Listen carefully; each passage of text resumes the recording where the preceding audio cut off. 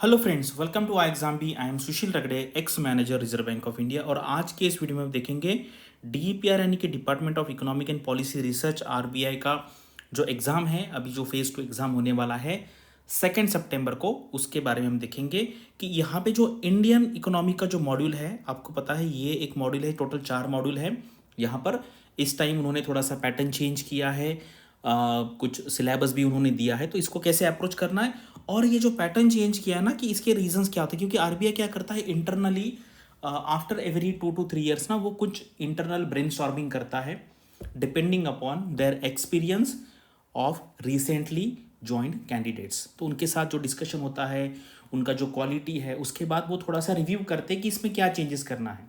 तो हम देखेंगे इसके क्या चेंजेस होंगे। तो चलो यहाँ पे वीडियो स्टार्ट करते हैं।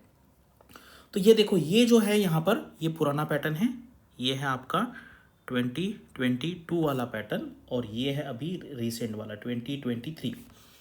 तो यहाँ पर सबसे मेन क्या है, उन्होंने जो आपका इकोनॉमिक्स का अंडरस्टैंडिंग है, क्योंकि ये स्पेशलाइज पोस्ट है, ये जनरलाइज पोस्ट नहीं है। तो यहाँ पर इन्होंने क्या किया है कि आपका पहले कैसे था, एक ये टोटल 3 पेपर हुआ करते थे। फेज़ 1 में सिर्फ एक ऑब्जेक्टिव का पेपर हुआ करता था, और उसके बाद उसके बेस पे कुछ स्टूडेंट्स को वो सिलेक्ट करते थे, और वो जो स्टूडेंट थे वो स्टूडेंट फेज़ 2 लिखते थे। ठीक है, वहाँ पर क्या होता था, आपका जो डिस्क्रिप्टिव अंडरस्टैंडिंग है, क्योंकि ये जो आपका जो पोस्ट है ना, यहाँ पर आपको काफ़ी डिस्क्रिप्टिव इंटरनल रिपोर्ट्स लिखने हैं, कुछ आपको ऑफिस नोट बनाना है, कुछ लेटर्स भी लिखने हैं। तो यहाँ पर आपका वो अंडरस्टैंडिंग यहाँ पर चेक होगा।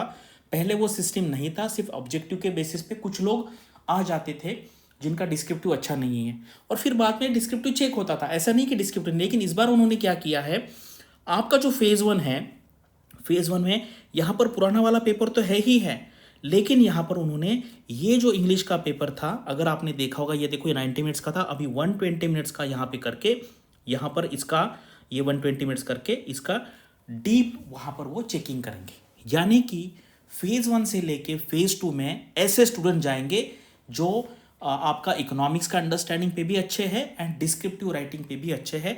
यहाँ से यहाँ पे लोग आ गए। ठीक है, जैसे यहाँ पे भी आपको पता है, यहाँ से लोग आ जाएंगे, फेज़ 1 क्लियर करके फेज़ 2 में आ गए। अभी क्या किया है, पहले यहाँ पे सिर्फ 2 पेपर हुआ करते थे, 100 वाला और 100 वाला। अभी उन्होंने क्या किया है, यहाँ पर आपके 2 पेपर्स हैं। ये जो पेपर था ये तो इंग्लिश का पेपर था, ठीक है, और वो फेज़ 2 में था। यहाँ पर अभी क्या किया है, यहाँ पर आपका जो अंडरस्टैंडिंग और ये चेक किया जाएगा, वो प्योरली प्योरली वो इकोनॉमिक्स का आपका डिस्क्रिप्टिव का अंडरस्टैंडिंग चेक किया जाएगा यहाँ पे। यानी कि उन्होंने एक पेपर बढ़ा दिया है। ठीक है, पहले ये एक ही पेपर था आपका डिस्क्रिप्टिव इकोनॉमिक्स वाला, अभी यहाँ पर उन्होंने 2 पेपर किए हैं। पहले सिलेबस नहीं था, तो बच्चे बहुत डाउट में रहते थे कि क्या पढ़े, कहाँ से पढ़े। अभी क्या किया है, बहुत ही स्पेसिफिकली उन्होंने 4 मॉड्यूल, यहाँ पे 2 मॉड्यूल और यहाँ पे 2 मॉड्यूल उन्होंने यहाँ पर आपको पहले से ही बता दी। यानी कि अभी आप क्या है, अभी आप टारगेटेड पढ़ाई कर सकते हैं। अभी देखिए, इंटरव्यू का मार्क्स कितना है, 75। इंटरव्यू का मार्क्स कितना है, 75। लेकिन पहले जो था ये 75 आउट ऑफ 375, ये एग्जैक्ट 20% होता है। यानी कि लास्ट ईयर इंटरव्यू का वेटेज थोड़ा ज़्यादा था। अभी क्या हो गया, अभी टोटल हो गया आपका 475, है ना, 400 + 75। उससे अगर आप इंटरव्यू का वेटेज निकालेंगे तो ये 16% आता है।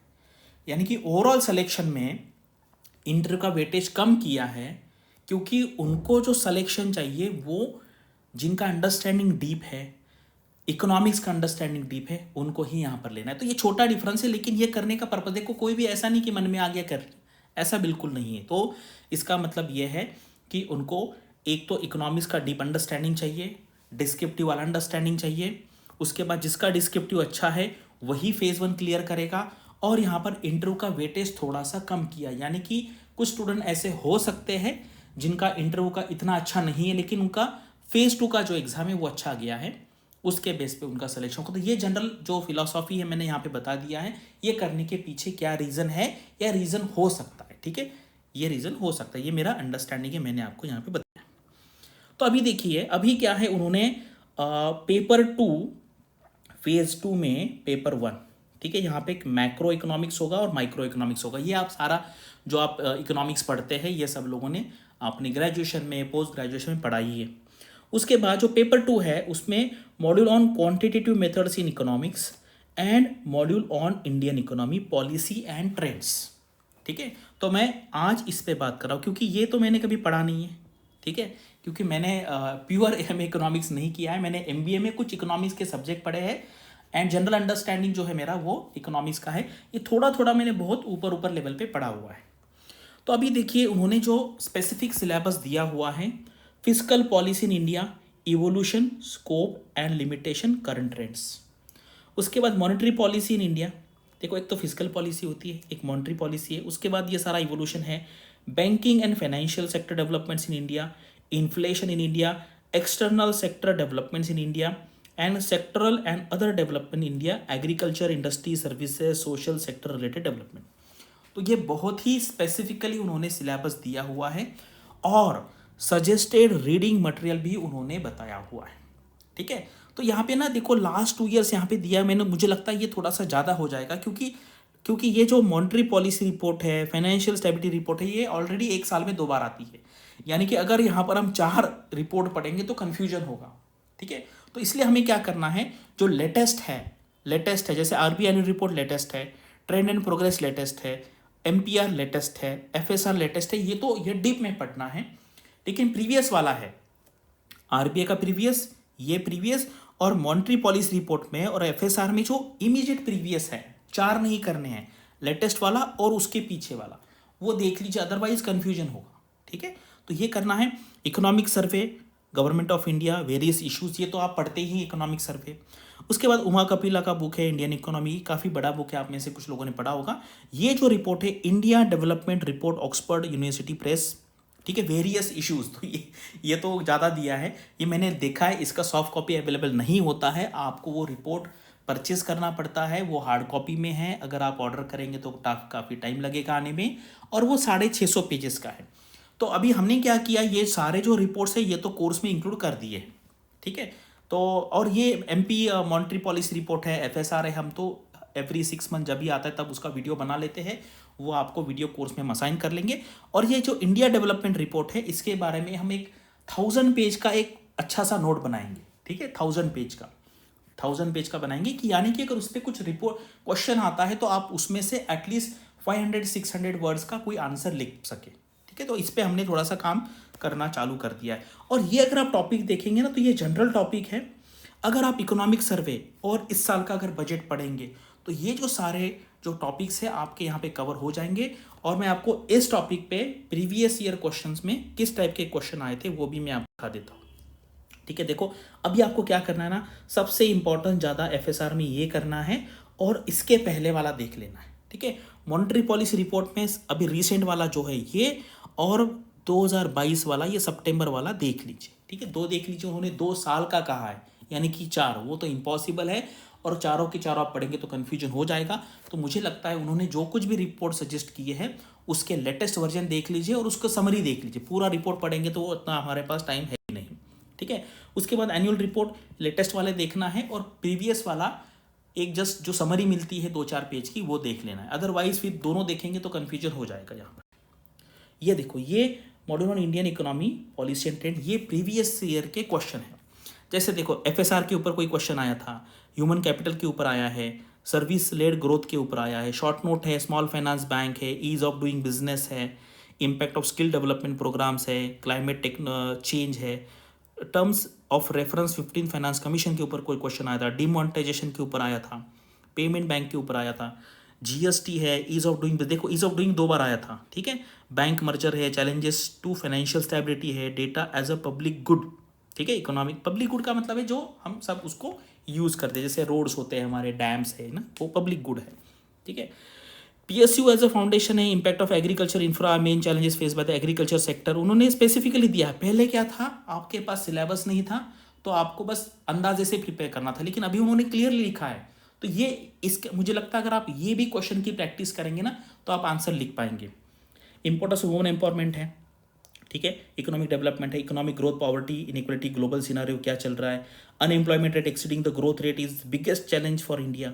ठीक है, शॉर्ट नोट है, बैड बैंक है, फिजिकल रिस्पॉन्स टू कोविड है, मॉनेटरी डेवलपमेंट है, अर्बन पॉवर्टी है, इम्पैक्ट ऑफ कोविड। देखो कोविड मुझे लगता है आपको भी पता है कि आपका आई थिंक जो फेज़ 1 का एग्जाम हुआ था उसमें भी कोविड के ऊपर क्वेश्चन आया था। सस्टेनेबल डेवलपमेंट गोल्स है एसडीजी, मुझे लगता है एसडीजी अभी भी इंपॉर्टेंट है। फाइनेंशियल स्टेबिलिटी, इसलिए फाइनेंशियल स्टेबिलिटी रिपोर्ट पढ़ना बहुत ज़रूरी है। उसके ऊपर वो ऐसा नहीं पूछेंगे कि रिपोर्ट का समरी दे दो, उसमें जो कुछ भी लिखा हुआ है वो आपको लिखना है यहाँ पर। फाइनेंस कमीशन है, कोविड-19 है, माल न्यूट्रिशन के बारे में है, ठीक है, इनइक्वालिटी है, VAR मॉड्यूल्स है, यहाँ पर आपके मॉडल्स क्या क्या है, ठीक है, वैल्यू एट रिस्क वाले मॉडल, नीश बैंक्स क्या होता है, इन्फ्लेशन के ऊपर है, ट्रांसमिशन लैग क्या होता है। ट्रांसमिशन लैग का मतलब आपको पता है, जैसे मॉनेटरी पॉलिसी में जो चेंजेस होते हैं, तो उसका जो चेंजेस है वो रियल इकोनॉमी जो है उसमें कैसे चेंज आएंगे। जैसे अगर इंटरेस्ट रेट बढ़ेंगे नहीं होंगे, इन्फ्लेशन में क्या होगा, उसका जो इफेक्ट है रियल इकोनॉमी में क्या होगा, उसको ट्रांसमिशन लैग कहते हैं, ठीक है। Steps to be taken to achieve 5 trillion economy, use of behavioural economics in public policy, ठीक है, इकोनॉमिक सर्वे। तो ये अभी अगर आप क्वेश्चन की तैयारी करेंगे तब भी मुझे लगता है आप ये जो इंडियन इकोनॉमी का मॉड्यूल है इसके ऊपर के क्वेश्चन आप आंसर कर पाएंगे। और ये डिस्क्रिप्टिव पेपर है, यहाँ पर आपके पास ऑप्शन रहेगा और क्या फ्रेमवर्क होना चाहिए। देखो ये फ्रेमवर्क है, आप में से कुछ लोगों ने मेरे जनरल DPR के जनरल जो RBI का जो एग्ज़ाम होता है मैं वहाँ पे सजेस्ट करता हूँ। तो आप ये इंडियन इकोनॉमी का मॉड्यूल है, यहाँ पर आप ये कर सकते हैं। स्पेल्ट है, इसका मतलब क्या है, कोई भी क्वेश्चन आएगा तो आपको इस 10 एस्पेक्ट पे सोचना है, ठीक है। मोस्टली देखो हमारा इकोनॉमिक्स का सब्जेक्ट है, तो इकोनॉमिक्स वाले इकोनॉमिक इश्यूज क्या है, इकोनॉमिक एस्पेक्ट क्या है उसमें, सोशल एस्पेक्ट क्या है, पॉलिटिकल एस्पेक्ट क्या है, एनवायरमेंटल क्या है। देखो मुझे लगता है इस बार ना आप IRD का भी एग्ज़ाम हो गया, RBI का एग्ज़ाम हो गया जर्नलिस्ट का, तो एनवायरमेंट पे, क्लाइमेट चेंज पे इस बार बहुत फोकस है। तो RBI का एक करेंसी एंड फाइनेंस वाला रिपोर्ट है, आपके सिलेबस में मेंशन नहीं किया हुआ है, लेकिन वो आप एक बार देख लीजिए। उसका मेरा एक वीडियो भी है इसी चैनल पे, आप अगर आप देखेंगे तो उसका जो रिपोर्ट है उसका अगर आप मेंशन करेंगे किसी आंसर में एनवायरमेंट का तो बहुत इंपैक्ट पड़ेगा। तो एनवायरमेंट के ऊपर मुझे लगता है 1 या 2 क्वेश्चन आएंगे। इथिकल एंगल मुझे लगता है बहुत बार हम लिखते हैं, लेकिन ना इथिकल एंगल से हम कभी सोचते नहीं। अगर आप देखिए पॉलिसी मैटर्स हो, इम्प्लीमेंटेशन हो, कहीं भी देखिए, अगर इथिकल एंगल पे वो पर्सन या गवर्नमेंट अगर इथिकल नहीं है तो फिर वो आप कितना भी अच्छा इकोनॉमिक्स आप अपॉइंट कर लीजिए, कितनी भी अच्छी पॉलिसी बना लीजिए, उसका इफेक्ट नहीं आएगा। तो ये इंपॉर्टेंट है। मैं ऐसे नहीं कहूँगा इसके ऊपर 1 पैराग्राफ लिखिए, लेकिन आप 1-2 लाइन डेफिनेटली लिख सकते हैं। लीगल क्या क्या एंगल होते हैं, कॉन्स्टिट्यूशनल एस्पेक्ट क्या है, आपको पता है directive principle of state policy में हम इक्वल डिस्ट्रीब्यूशन ऑफ इनकम कहते हैं, ठीक है, यानी कि कुछ मेजर्स करने हैं गवर्नमेंट को, directive principle of state policy, आप उसका भी रेफरेंस दे सकते हैं, ठीक है। मुझे लगता है आप 3-4 अच्छे से हमारे कॉन्स्टिट्यूशन आर्टिकल्स देख लीजिए कि जो इकोनॉमी रिलेटेड हो, उसका आप रेफरेंस देंगे एग्जाम में तो उनको पता चलेगा कि आपका अंडरस्टैंडिंग कितना डाइवर्स है। टेक्नोलॉजी मैंने देखा है कि जो प्योर इकोनॉमिक्स के स्टूडेंट है वो टेक्नोलॉजी के एंगल से सोचते नहीं है, ठीक है। मतलब मैं जनरल व्यू बोल रहा हूँ, आप में से कुछ सोचते होंगे, लेकिन ये भी आपको लिखना है कि टेक्नोलॉजी अगर आप देखेंगे आज के डेट में, देखिए AI आ गया है, बहुत सारी टेक्नोलॉजी है, ठीक है, मशीन लर्निंग है, तो इसका यूज़ करके पहले देखो आप स्टैटिस्टिक्स में पहले मतलब बहुत डिफिकल्ट होता था। आप अगर 50 साल पहले 100 साल पहले देखेंगे तो इक्वेशन सॉल्व करके, रिग्रेशन के, कोरिलेशन के, वो डिफिकल्ट होता। आज के डेट में ये बहुत इजी हो गया, SPSS नाम के सॉफ्टवेयर है, अभी तो ये ChatGPT के थ्रू बहुत इजी हो गया है। आप ये सारे प्लॉट्स है ये 2 डायमेंशनली 3 डायमेंशनल में भी देख सकते हैं। तो इसलिए ये बहुत इंपॉर्टेंट है। आप टेक्नोलॉजिकल एंगल सिर्फ इसी मॉडल में नहीं, आप जब वो स्टैटिस्टिक्स वाला, इकोनॉमेट्रिक्स वाला भी क्वेश्चन अटेम्प्ट करेंगे, वहाँ पर भी अगर आप टेक्नोलॉजी का वहाँ पर एक एस्पेक्ट या एंगल देंगे तो आपका आंसर बहुत अच्छा दिखेगा।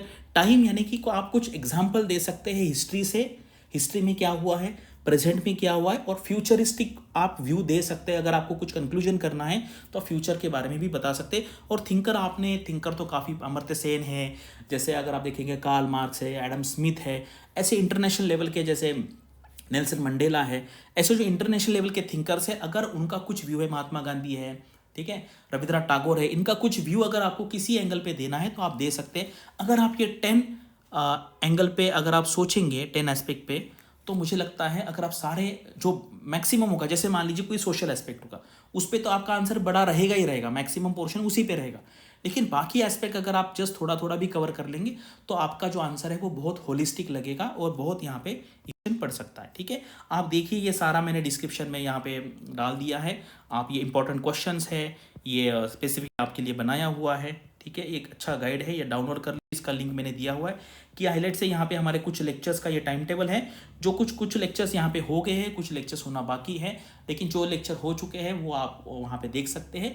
लेकिन ये आप सोचिए आपका अभी जो एग्ज़ाम है वो प्योरली आपका ये डिस्क्रिप्टिव है यहाँ पर। अगर आप सिर्फ पढ़ेंगे और अगर आप आंसर राइटिंग प्रैक्टिस नहीं करेंगे, वो भी पेपर पे, आपको पता है पेन से लिखना है, हैंड राइटिंग मेंटेन रखना है, आप कुछ ग्राफ बना सकते हैं, टेबल्स बना सकते हैं, ठीक है, फ्लो चार्ट्स बना सकते हैं, अगर वो करेंगे तो यहाँ पर आपको बहुत स्कोप है आपका क्रिएटिविटी दिखाने का। अगर आप प्रैक्टिस करेंगे अच्छे से, हमने 10 मॉक टेस्ट यहाँ पर बना लिए, तो आपने अदिति मैडम के वीडियो भी देखे होंगे, वो आप यहाँ पे प्लेलिस्ट में जाके देखिए, बहुत अच्छे से यहाँ पर कवर किया।